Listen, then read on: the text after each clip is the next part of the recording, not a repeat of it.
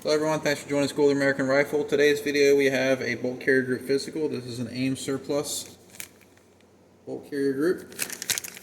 I believe this is a phosphate and chrome line. We're going to crack this open. It has not been opened. It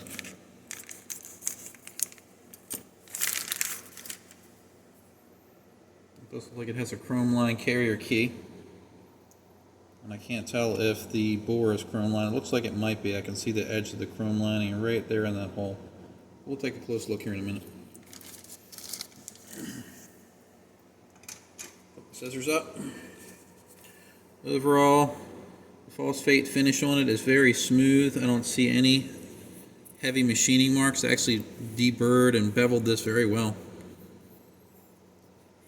The tail on it is nice and rounded out. No sharp edges. Let's go ahead and give the gas rings a test. Doesn't collapse. I did that. Passes. Let's go ahead and get this apart. Front retaining pin. The legs are a little spread on that one. Might make it hard to put back in. I can do it pretty easy. There's a technique to that. Let's take our firing pin out.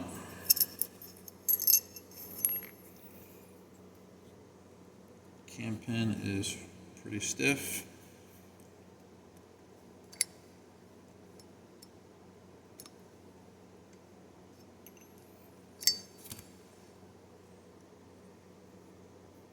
Looks like it has some grease on it.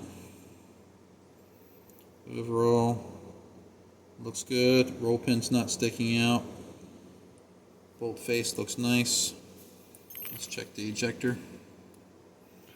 I will test this after the video for spring weight. Very stiff, no binding though. See a little bit of oil oozing out of that hole.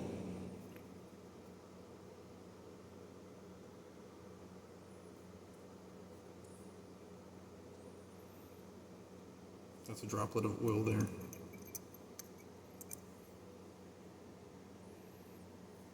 Alright, let's get our extractor out.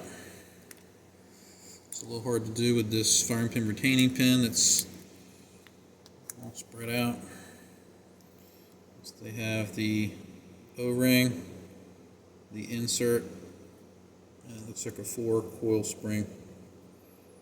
Spring feels a little weak.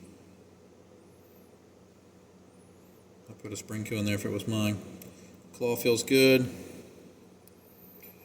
Let's go ahead and check our extractor. Passes. No go does not go in. Passes. Let's see if this freely moves here. It does. Let's put our O-ring back on. Let's check for magnetism.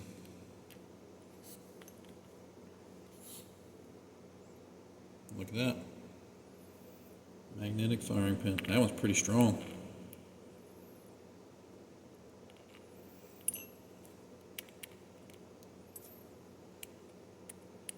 Just a firing pin. Alright, let's check firing pin tip. Looks good. See if it moves freely in the bolt. It does. Now let's check for protrusion.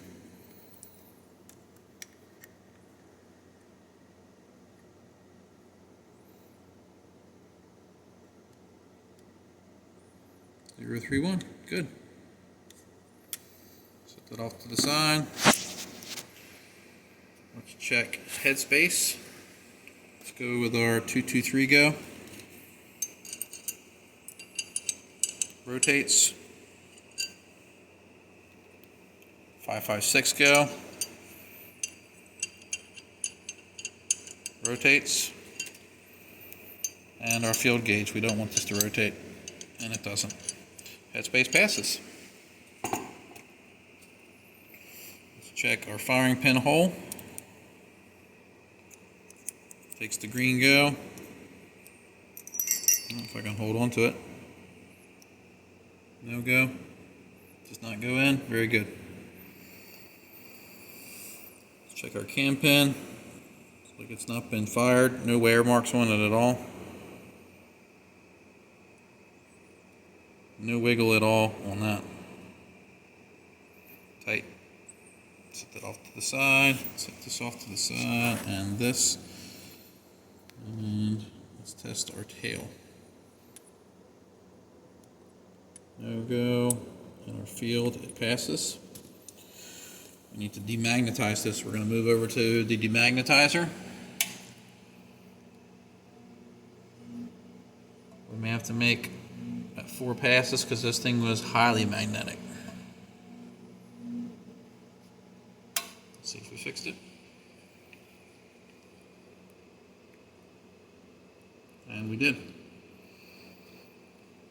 Set the firing pin aside. Alright, let's check our carrier now. See if we have an unobstructed path. And we do. Let's check our gas key. Go side. No, go side does not go in. Very good. Let's check our alignment.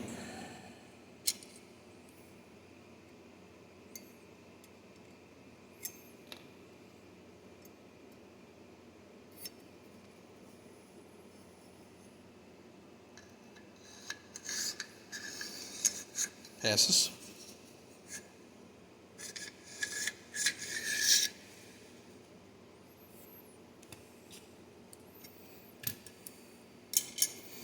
Let's check for overall length. Good.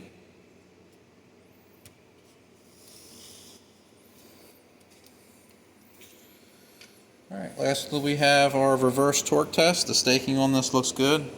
Unless something's broken, I don't think these are going to cut loose. We have our Borescope examination, and then we're going to gauge the carrier 3-bore. So let's move this over to the vise.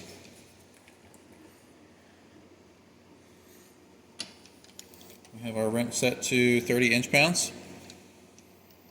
Let's see if we can get these to loosen up. No movement. No movement.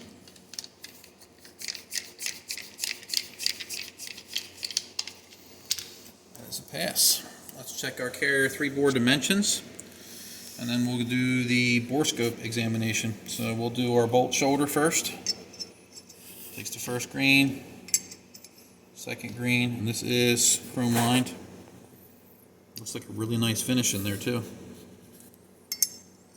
Second green, takes the first yellow, second yellow, and the red won't go. So a little bit of a sloppy bolt support shoulder. Gas ring run, takes the first green, second green,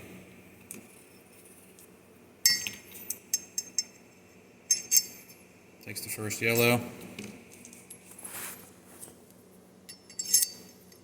and takes one of the red. So it has a slightly inefficient, actually more than slightly, a moderately inefficient gas ring run. Let's check the bolt tail run. First green, it takes. Second green, it takes. Yellow, doesn't want to go. No. So I'm not going to count this because it won't pass completely through. So the bolt tail run, efficient. Gas ring run, we're in the red, inefficient. And the bolt support shoulder was in the yellow. So not too bad. It just means that it has more slop there when it interfaces there, like that. So not too bad. Let's clean this 3-bore out. This thing looks pretty good from the naked eye. Let's see what it looks like under the scope though.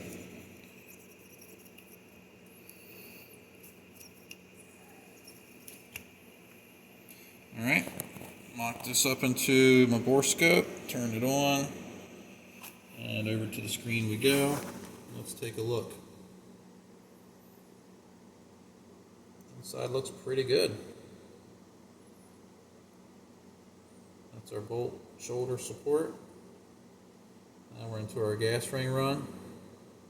Very clean.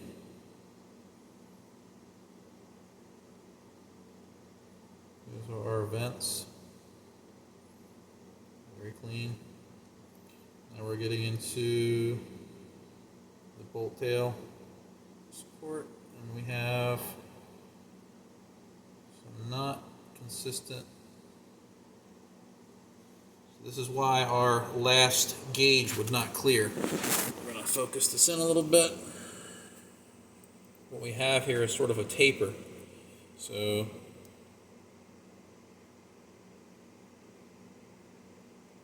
this portion here is at the rear. It's black in color. So this is wider.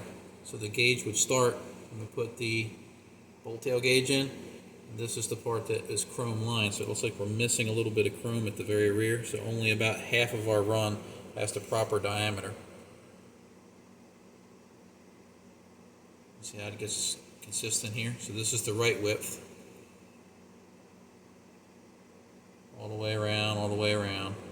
Looks really good, and then look what happens.